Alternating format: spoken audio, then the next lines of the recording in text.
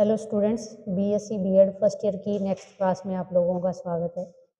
अपने पढ़ रहे थे बर्नौली प्रमेय और बर्नौली प्रमेय से रिलेटेड जितने भी अनुप्रयोग थे वो अपने ने कर लिए जो एग्जाम में आ सकते हैं। वैसे है तो सही 2-3 और, लेकिन वो इतने कोई एग्जाम में नहीं पूछे जाएंगे।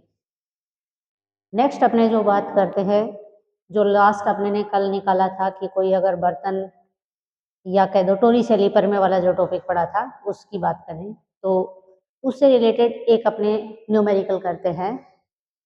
क्वेश्चन मैं बोर्ड पे नोट कर देती हूँ क्या दिया हुआ है। यानी ये कह रहा है कि एक बेलनाकार कोई टंकी है, बेलनाकार टंकी का व्यास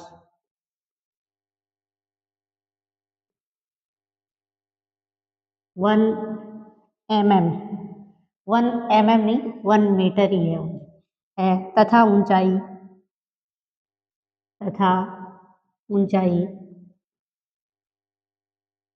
1 मीटर है। ये भी कितनी है? 1 मीटर है। टंकी पानी से भरी है, यानी टंकी पानी से भरी है। यदि टंकी की तली से, क्वेश्चन को ध्यान से पढ़ना, यदि टंकी की तली से 20 सेंटीमीटर 20 सेंटीमीटर ऊंचाई पर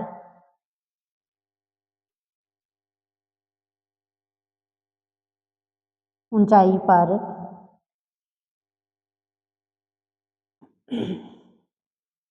1 सेंटीमीटर व्यास का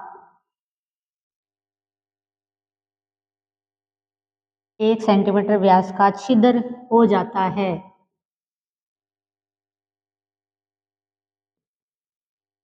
छिद्र हो जाता है तो छिद्र से निकलने वाली पानी का वेग, छिद्र से निकलने वाले पानी का वेग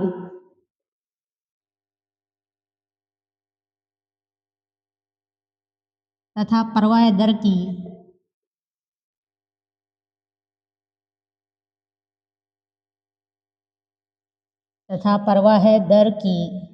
गणना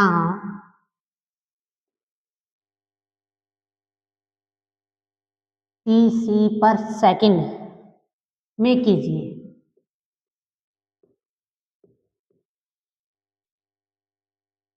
ठीक है, आपको दिया हुआ है g बराबर 9.8 मीटर पर सेकंड स्क्वायर, क्योंकि कारण है। कैसे इसको अपने हल करेंगे?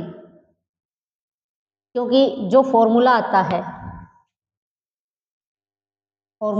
है उसमें v बराबर 2gh का क्या आएगा? Under root.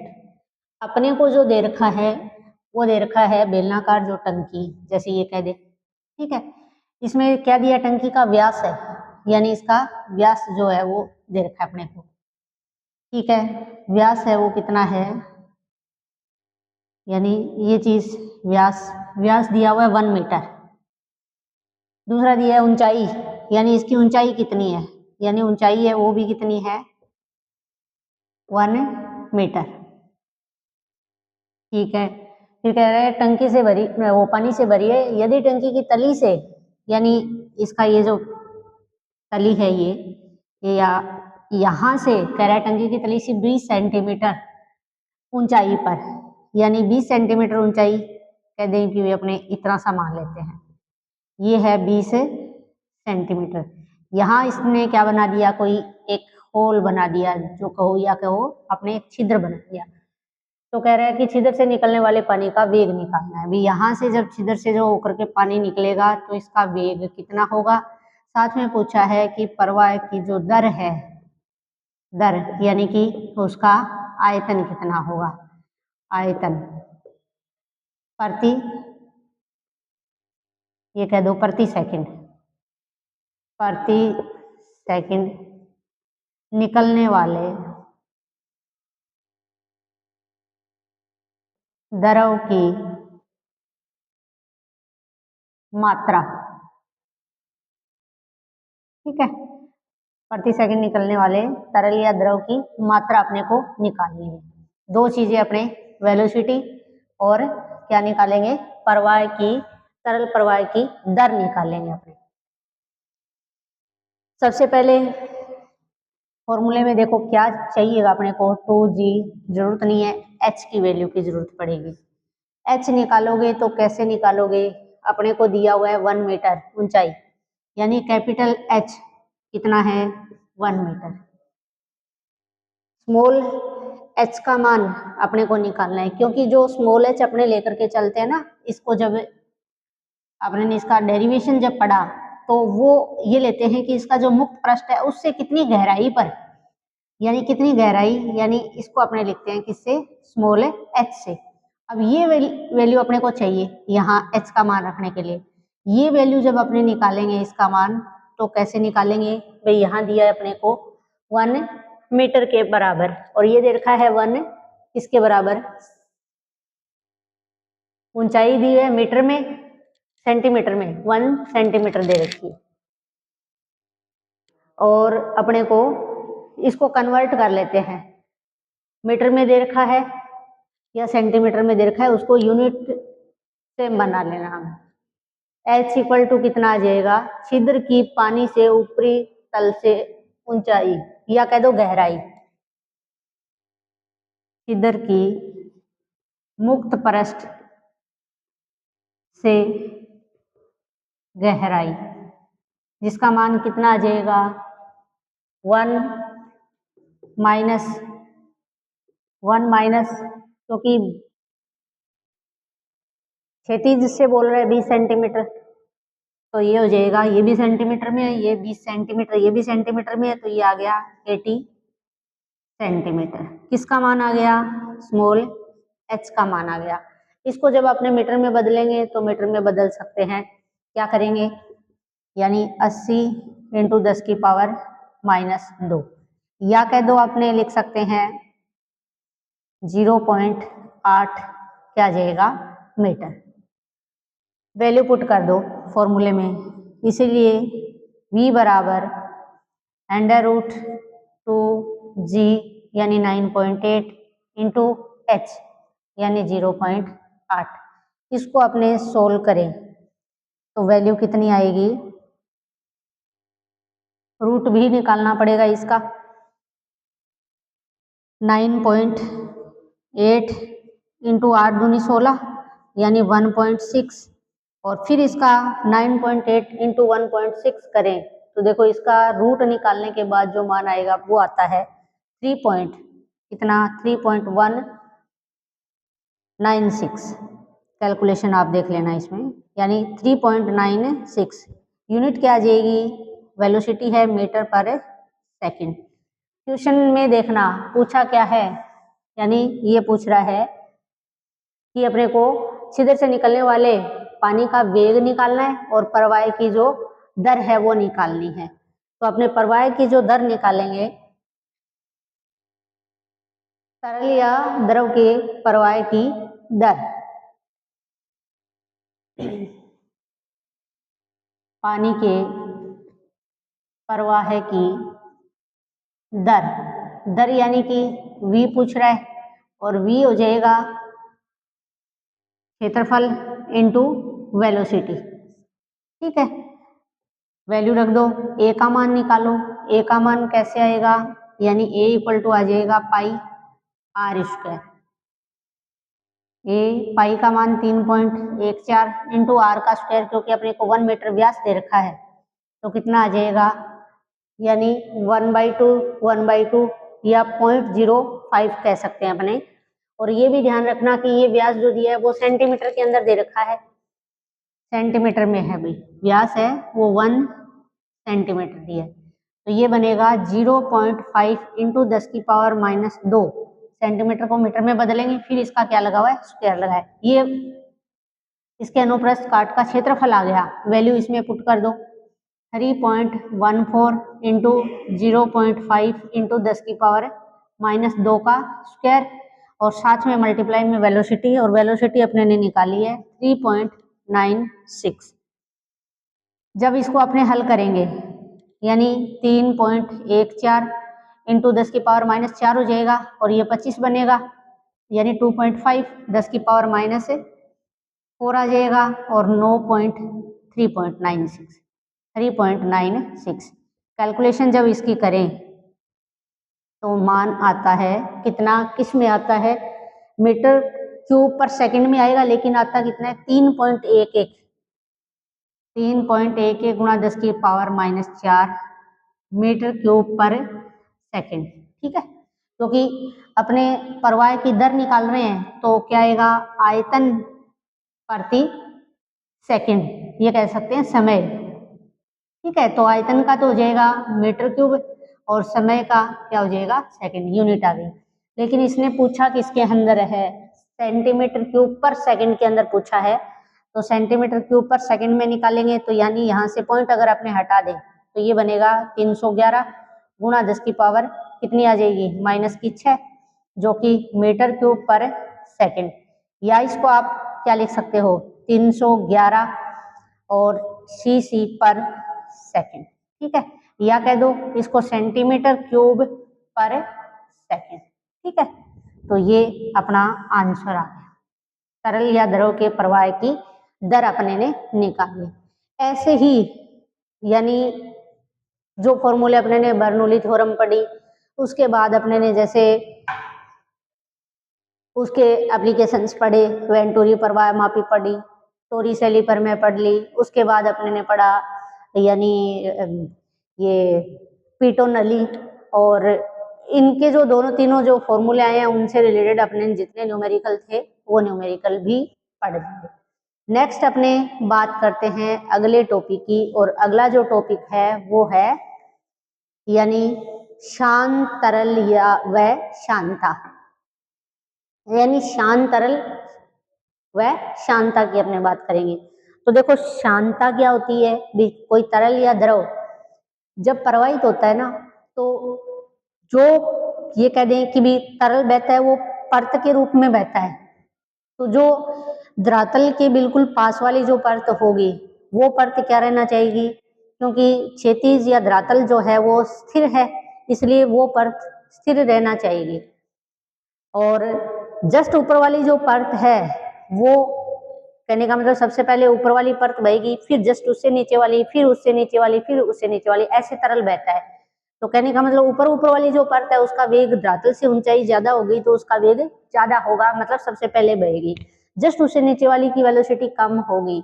तो अपने ये कह सकते हैं कि जो परतें होती है, तरल की जो परतें होती है वो क्या करती है, आपेक्षिक गति का विरोध करती है, क्योंकि जिस परत का वेग कम होता है वो चाहेगी कि ऊपर वाली जस्ट उससे जो ज्यादा वेग वाली परत है वो क्या करे, यानी कम वेग से गति करे, और जस्ट ऊपर वाली परत चाहती है कि वो उसके वेग से गति करे। तो दोनों के बीच में क्या लगता है, यानी एक घर्षण बल लगता है, जिसको अपने क्या कह सकते हैं, क्या शान बल लग रहा है, मतलब जो उसके गति का क्या करती है, अपेक्षित गति का विरोध करता है।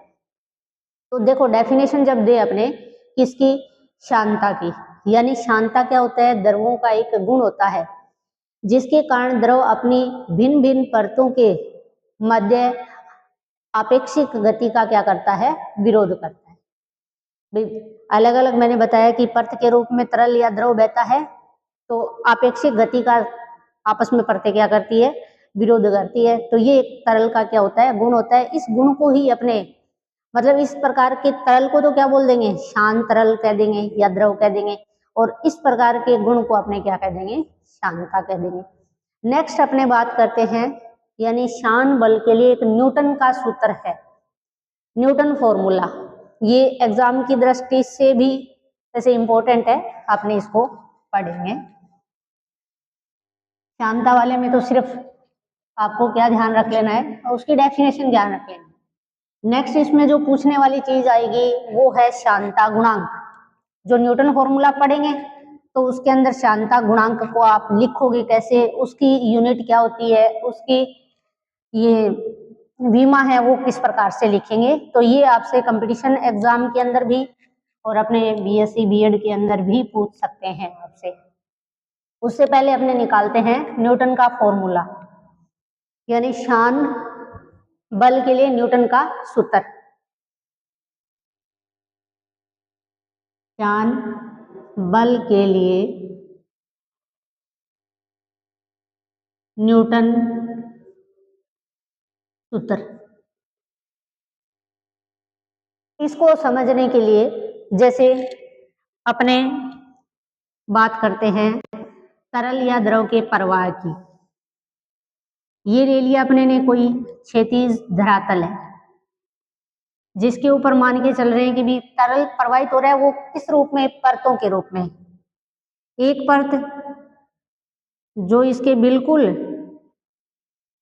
तरल की जो सबसे क्षैतिज के पास वाली जो परत है, इसको मान लिया अपने ने P।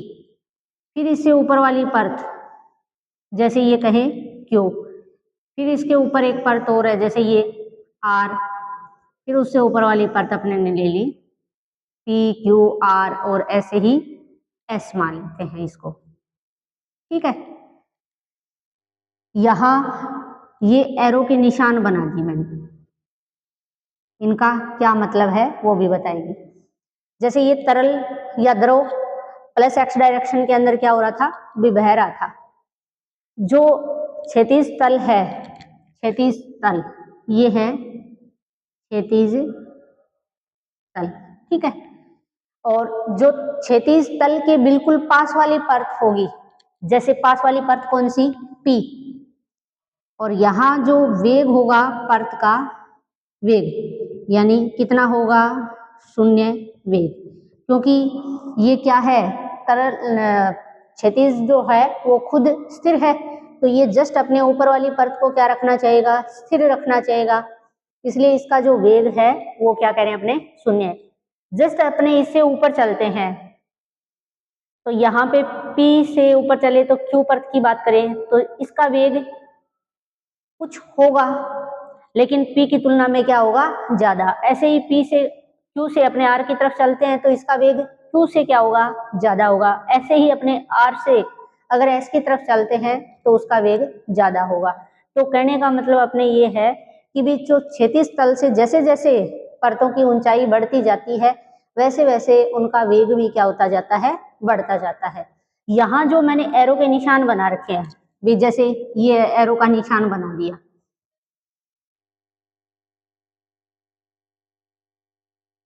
ये एरो का निशान बनाया हुआ है, ये एरो का निशान किसको बता रहा है, यानी तरल के वेग के परिमाण को बता रहा है।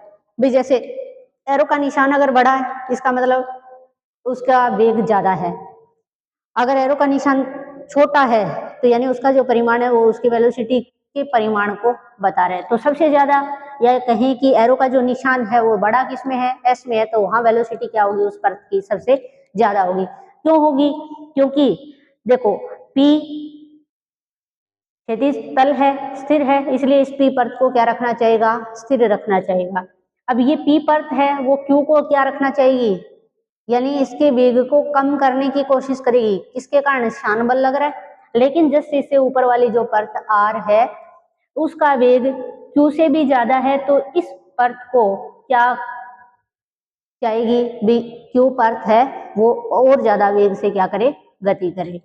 तो आपस में ये कह सकते हैं कि इन परतों के बीच में कौन सा फोर्स लगेगा, जो एक दूसरे की आपेक्षिक गति का जो विरोध कर रहा है वो क्या लग रहा है, शान बल लग रहा है। तो इसमें थोड़ा सा ये बता देंगे कि भी क्षैतिज तल के ऊपर जैसे तरल का धारा रेखीय प्रवाह हो रहा है, इसके अंदर अपने ने अलग अलग जैसे परतें दिखा दी, P Q R S, P है वो सबसे पास में है धरातल के, यानी उसका वेग क्या होगा, शून्य होगा। जस्ट अगर उससे ऊपर चलते जाएं S की तरफ तो वेग का मान क्या होता जाएगा, बढ़ता जाएगा। और जो S परत है उसका वेग क्या होगा, अधिकतम, यानी इसका वेग कैसा होगा, अधिकतम वेग होगा, ठीक है। नेक्स्ट अपने निकालेंगे किसका मान, ये जो न्यूटन फॉर्मूला निकालने की बात कर रहे थे ना अपने, ये चीज निकालेंगे। तो यहाँ अपने ने ये देख लिया कि ऊंचाई के साथ साथ, धरातल से ऊंचाई के साथ वेग का मान क्या होता जाता है, बढ़ता जाता है। इसी को न्यूटन फॉर्मूले को निकालने के लिए मैं एक दूसरा डायग्राम बना रही हूँ जिसके अंदर अपने ये जो परतें हैं वो दिखाएंगे। जैसे ये परत धरातल के बिल्कुल पास वाली परत है, ठीक है। जस्ट इससे ऊपर एक परत और है, फिर इससे ऊपर कोई एक परत और है, ठीक है। ये अपने ने ले लिया धरातल के बिल्कुल ऊपर स्थित है। इसकी धरातल से ऊंचाई किसकी, इनको कोई नाम दे देते हैं, अपने परतों को नाम दे दिया। जैसे पहली को ए बी, दूसरी को क्यू क्यू डैश और अगली को आर आर डैश, ये कह दें ए बी परत है, क्यू पी पी डैश और ये है क्यू और क्यू डैश परतें। बात करते हैं इनकी धरातल से ऊंचाई की। अगर अपने पी पी डैश की बात करें कि इसकी धरातल से ऊंचाई कितनी है, तो कितनी है, जेड। पी पी डैश का किस डायरेक्शन में, एक्स डायरेक्शन में वेग मान लेते हैं, कितना है, वी एक्स है, sorry. Next Q Q dash परत की अगर अपने बात करें, जिसकी धरातल से ऊंचाई जेड प्लस यानी डी जेड है, ठीक है। और इसका जो वेग है, अभी अपने ने देखा था कि जैसे जैसे धरातल से ऊंचाई बढ़ती जाती है तो वेलोसिटी का मान है बढ़ता जाता है। तो यानी क्यू पी पी डैश का जो वेग है वी एक्स, उस वेग से क्या होगा, क्यू क्यू डैश का वेग ज्यादा होगा। ज्यादा कितना कह दें, यानी v x plus D we x, मतलब मान लिया कि डी वी एक्स वेग है वो इससे ज्यादा है। ऊंचाई कितनी ज्यादा है, डी जेड ज्यादा है। अपने निकालते हैं वेग परवणता का मान।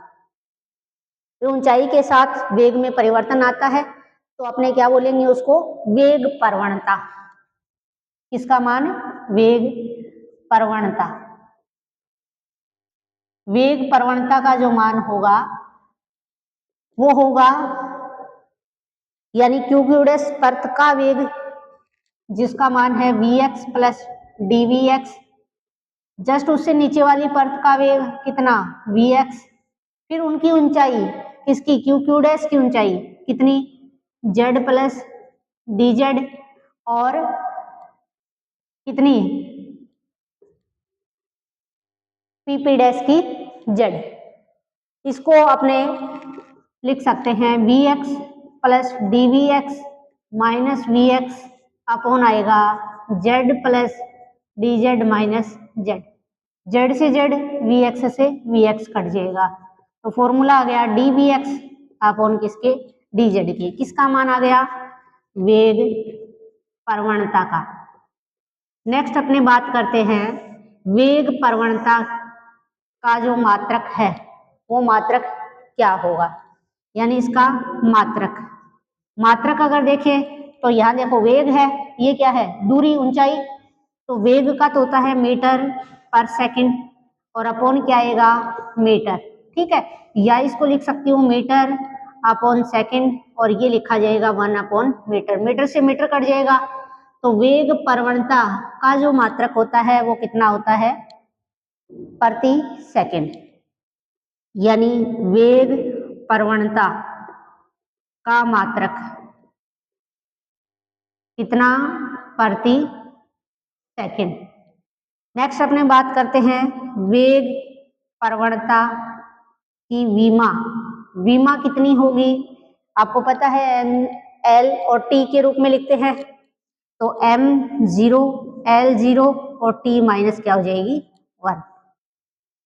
नेक्स्ट अपने ने बात कर ली वेग परवणता की, क्योंकि न्यूटन फॉर्मूला जब निकालेंगे तो न्यूटन फॉर्मूले के अंदर जो शान बल जो होगा अपना, उस शान बल का मान वेग परवणता के ऊपर डिपेंड करता है। इसलिए ये चीज पढ़नी पहले जरूरी थी कि शान बल वेग परवणता क्या होती है, क्योंकि वेग परवणता पे डिपेंड कर रहा है। तो उससे पहले अपने को पता हो कि वेग परवणता को अपने किस प्रकार से दिखाएंगे, उसके लिए डायग्राम ऐसा बना लेंगे, ठीक है।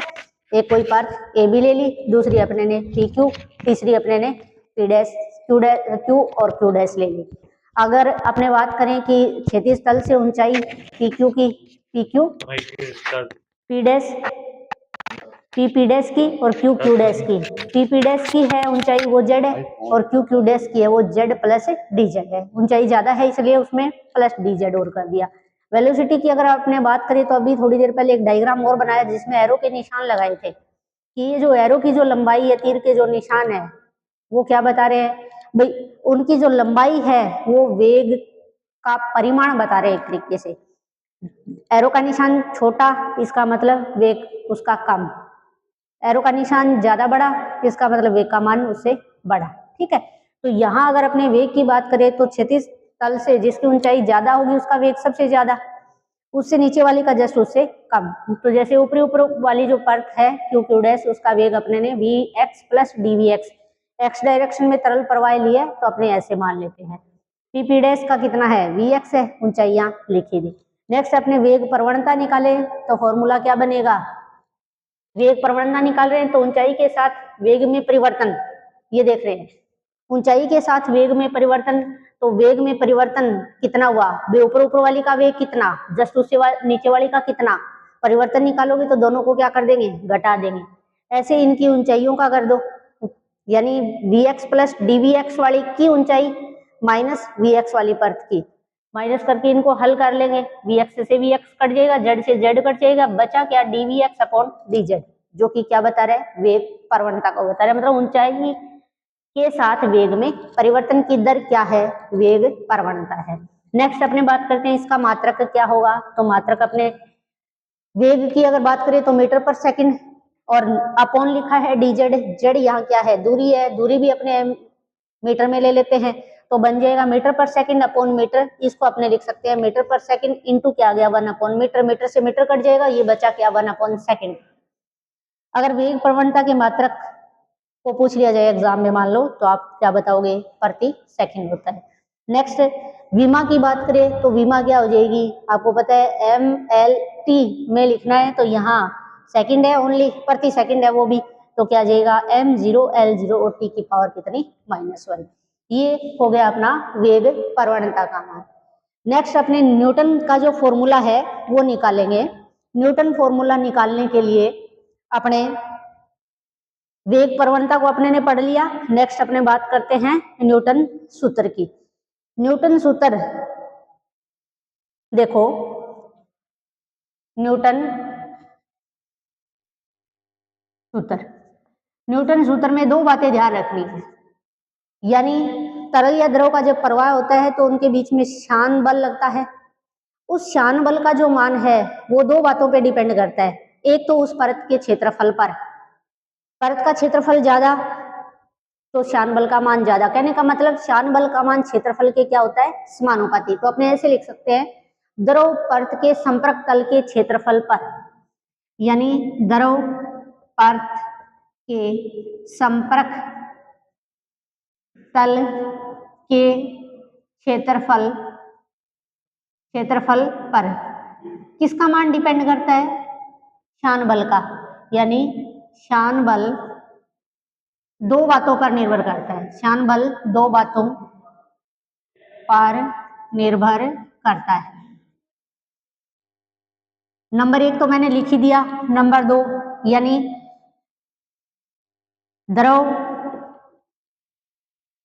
के वेग प्रवणता, वेग प्रवणता पर दोनों में ही क्या होता है, दोनों में ही शान बल का जो मान है वो समानुपाती होता है। तो कहने का मतलब एफ प्रोपोर्शनल होगा, परत का जो एरिया है, मान लो परतों का एरिया जिनका आपस में दोनों संपर्क में आ रहे हैं उसका एरिया ए है तो एफ समानुपाती है, इसके अनुसार लिखेंगे तो आपने क्या लिखेंगे, एफ प्रोपोर्शनल वेग प्रवणता के एक्स डायरेक्शन में ले रहे हैं तो एक्स में लिख दो, वरना सीधा लिख सकते हो डीवी अपॉन डीजेड, या दूरी है ये, ठीक है, डीवी अपॉन डीजेड, दोनों को अगर अपने मिला दे तो क्या बनेगा, f proportional a d v upon d z, दोनों को समानुपाती साइन हटाए तो क्या लगाएंगे, नीटा ए डीवी बटा डीजेड, साथ में क्या आता है, नेगेटिव का साइन भी आता है। ये आ गया अपने पास किसका, न्यूटन का सूत्र है, यानी ये क्या बता रहा है, न्यूटन सूत्र, न्यूटन सूत्र जिसका मान यानी F बराबर माइनस नीटा ए डीवी बटा डी एक्स या d v upon d z. X direction में वेलोसिटी लिए तो अपने d we x upon d z ऐसे भी लिख सकते हैं। यहाँ एक नेगेटिव का साइन आया है, यानी नेगेटिव का जो साइन है वो क्या बताता है, ये बता रहा है कि जो शान बल की जो दिशा होती है वो द्रव प्रवाह की दिशा की क्या होती है, विपरीत होती है। यानी शान बल की दिशा नेगेटिव चिन्ह क्या बता रहा है, शान बल की दिशा वेग प्रवणता के या तरल प्रवाह के विपरीत होती है।